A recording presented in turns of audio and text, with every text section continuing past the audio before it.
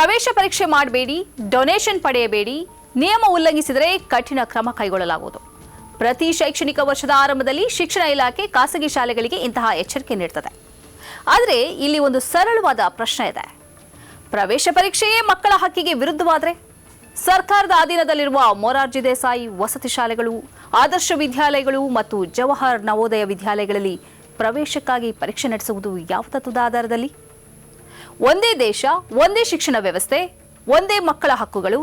ಹಾಗಿದ್ರೆ ಎರಡು ರೀತಿಯ ಮಾನದಂಡಗಳೇಕೆ? ಸೀಮಿತ ಸೀಟುಗಳಿರುವ ವಿಶೇಷ ಶಾಲೆಗಳಿಗೆ ವಿದ್ಯಾರ್ಥಿಗಳನ್ನು ಆಯ್ಕೆ ಮಾಡಲು ಪರೀಕ್ಷೆ ಅಗತ್ಯ ಎಂದು ಸರ್ಕಾರ ಹೇಳಬಹುದು. ಆದರೆ ಇದೇ ಸರ್ಕಾರ ಖಾಸಗಿ ಶಾಲೆಗಳಿಗೆ ಮಾತ್ರ ಮಕ್ಕಳನ್ನ ಪ್ರವೇಶ ಪರೀಕ್ಷೆಗೆ ಒಳಸಬೇಡಿ ಎಂದು ಹೇಳುವುದೇಕೆ?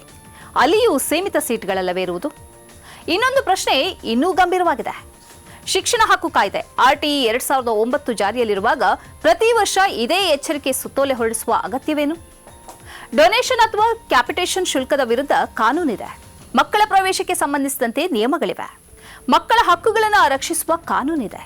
ಹಾಗಿದ್ರೆ ಪ್ರತಿ ವರ್ಷ ಹೊಸದಾಗಿ ಡೊನೇಷನ್ ಪಡೆಯಬೇಡಿ, ಪ್ರವೇಶ ಪರೀಕ್ಷೆ ನಡೆಸಬೇಡಿ, ಉಲ್ಲಂಘಿಸಿದರೆ ಕ್ರಮ ಕೈಗೊಳ್ಳಲಾಗುವುದು, ಈ ರೀತಿ ಎಚ್ಚರಿಸುವುದಕ್ಕಿಂತ ಈಗಿರುವ ಕಾನೂನನ್ನ ಕಟ್ಟುನಿಟ್ಟಾಗಿ ಜಾರಿಗೊಳಿಸುವುದು ಹೆಚ್ಚು ಪರಿಣಾಮಕಾರಿ ಅಲ್ಲವೇ?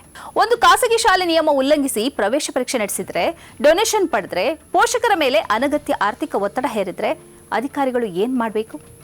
ಸುತ್ತೋಲೆ ಹೊರಡಿಸಿ ಸುಮ್ಮನಾಗಬೇಕೆ? ಅಥವಾ ತಕ್ಷಣ ಪರಿಶೀಲನೆ ನಡೆಸಿ ಉಲ್ಲಂಘನೆ ಸಾಬೀತಾದರೆ ಕಾನೂನು ಪ್ರಕಾರ ಕ್ರಮ ಕೈಗೊಳ್ಳಬೇಕೆ? ಜನರಿಗೆ ಬೇಕಾಗಿರೋದು ಮತ್ತೊಂದು ಎಚ್ಚರಿಕೆ ಪತ್ರವಲ್ಲ, ಕಾನೂನು ನಿಜವಾಗಿಯೂ ಜಾರಿ ಆಗ್ತಿದೆ ಎಂಬ ವಿಶ್ವಾಸ. ಶಿಕ್ಷಣದ ಸಮಾನತೆ ಎಂದರೆ ಕೇವಲ ಖಾಸಗಿ ಶಾಲೆಗಳನ್ನು ನಿಯಂತ್ರಿಸುವುದಲ್ಲ. ಸರ್ಕಾರಿ ಶಾಲೆಗಳಲ್ಲೂ ಗುಣಮಟ್ಟದ ಶಿಕ್ಷಣ, ಸಾಕಷ್ಟು ಶಿಕ್ಷಕರು, ಉತ್ತಮ ಮೂಲಸೌಕರ್ಯ, ಮಕ್ಕಳಿಗೆ ಸುರಕ್ಷಿತ ಮತ್ತು ಉತ್ತಮ ಕಲಿಕೆಯ ವಾತಾವರಣ ಇವೆಲ್ಲವೂ ಖಚಿತವಾಗಬೇಕು.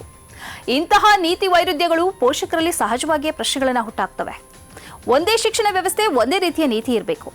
ಯಾವ ಪ್ರವೇಶ ಪರೀಕ್ಷೆ ಕಾನೂನುಬದ್ಧ, ಯಾವುದು ಕಾನೂನು ಬಾಹಿರ, ಯಾವ ಶಾಲೆಗೆ ಯಾವ ರೀತಿಯ ಆಯ್ಕೆ ಪ್ರಕ್ರಿಯೆ ಅನ್ವಯಿಸುತ್ತದೆ, ಡೊನೇಷನ್ ಪಡೆದರೆ ಯಾರ ಮೇಲೆ ಕ್ರಮ ಆಗಬೇಕು, ದೂರು ನೀಡಿದ ಪೋಷಕರಿಗೆ ರಕ್ಷಣೆ ಹೇಗೆ?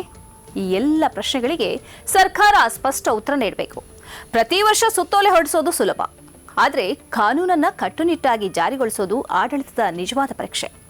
ಖಾಸಗಿ ಶಾಲೆಯಾಗಲಿ, ಸರ್ಕಾರಿ ಶಾಲೆ ಆಗಲಿ, ವಸತಿ ಶಾಲೆ ಆಗಲಿ, ವಿಶೇಷ ಶಿಕ್ಷಣ ಸಂಸ್ಥೆ ಆಗಲಿ, ನೀತಿ ಸ್ಪಷ್ಟವಾಗಬೇಕು. ಪ್ರತಿ ವರ್ಷ ಅದೇ ಎಚ್ಚರಿಕೆ ನೀಡೋದಕ್ಕಿಂತ ಒಮ್ಮೆ ಕಟ್ಟುನಿಟ್ಟಾದ ಕಾನೂನು ಜಾರಿ ಮಾಡಿ.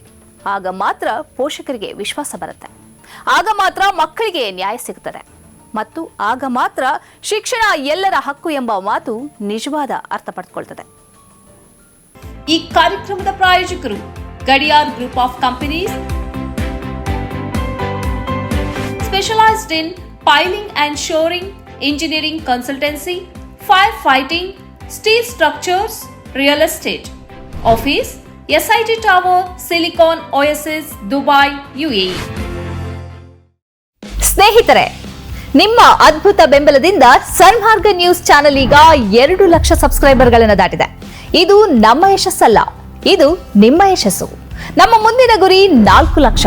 ಇದು ಕಷ್ಟವಲ್ಲ. ನೀವು ಮಾಡಬೇಕಾದದ್ದು ಸಿಂಪಲ್. ನೀವು ಸನ್ಮಾರ್ಗ ನ್ಯೂಸ್ ಚಾನೆಲ್ ವಿಡಿಯೋವನ್ನ ನಿಮ್ಮ ಸ್ನೇಹಿತರಿಗೆ, ಕುಟುಂಬದವರೊಂದಿಗೆ ಹಂಚಿಕೊಳ್ಳಿ ಮತ್ತು ಅವರಲ್ಲೂ ಸಬ್ಸ್ಕ್ರೈಬ್ ಮಾಡಲು ಹೇಳಿ. ನೀವು ಶಕ್ತಿಯನ್ನು ಕೊಡಿ, ನಾವು ನಿಖರ ಸುದ್ದಿ ಕೊಡ್ತೇವೆ. ಧನ್ಯವಾದಗಳು.